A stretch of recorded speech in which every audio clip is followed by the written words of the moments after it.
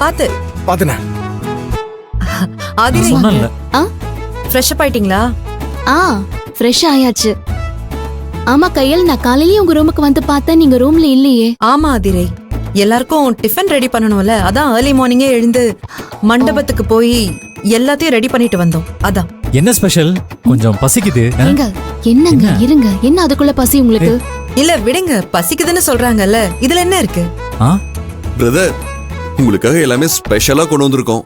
அப்படியா? வாங்க சாப்பிடலாம். ஆதிரை நீங்களும் வாங்க. இதோ வரோம் வா வா. ஏங்க இருங்க, நான் ஃபோன் பேசிட்டு வரேன், நீங்க சரி போங்க. ஓகே. இல்ல பரவாயில்ல. இல்ல இருக்கட்டும், நீங்க போய் எல்லாரையும் சாப்பிட கூட்டிட்டு வாங்க. சரிங்க சிஸ்டர்.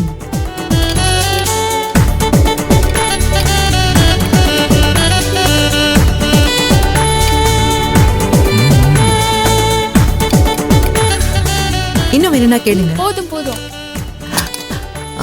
பிரபோன, அப்பவே பசிக்குதுன்னு சொன்னீங்கல்ல, ஏன் அங்கே நிக்கிறீங்க? வாங்க. சரி சரி வரேன். மாமா நீங்க கொடுங்க, நான் பாத்துக்கிறேன். ப்ரோ வாங்க. ப்ரோ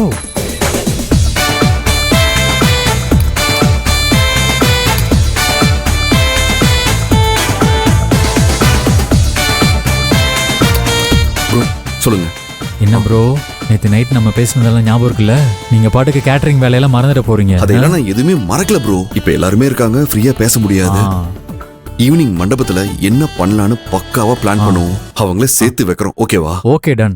என்ன ரெண்டு பேரும் லவர்ஸ் மாதிரி ஏதோ அஸ்கில பேசிட்டு இருக்கீங்க? அது ஒண்ணு இல்ல ஆதர, சாம்பார் வாசனை நல்லா இருக்கு, அதான் யார் வச்சதுன்னு கேட்டுட்டு இருந்தேன்.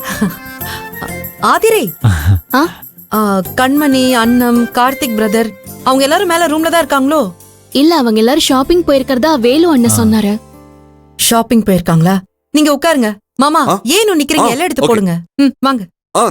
சரி சரி வாங்க சாப்பிடலாம் வாங்க.